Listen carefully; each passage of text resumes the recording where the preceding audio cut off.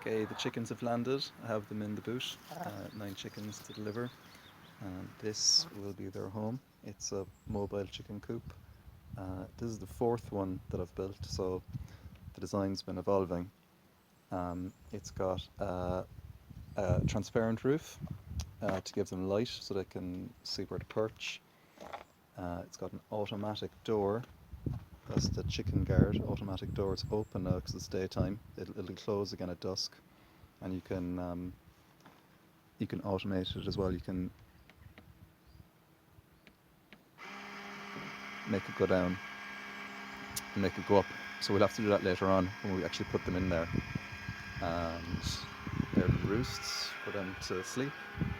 This is a little extra compartment. We'll probably stick the electronics in there, the battery for the fence and the energizer. And this is where the 2 nest boxes go. I gotta get those now and stick them in. Okay, like a glove. Yeah, I designed the chicken house so it fit into the trailer, and it fits in, so here we go.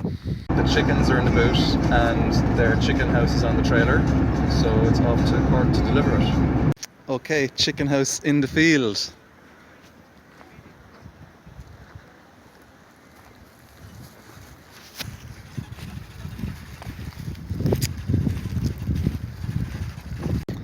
Okay, mobile chicken system number 4.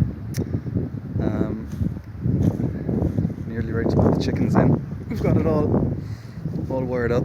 So this little solar panel is charging a 12-volt battery, and that's keeping the energizer going.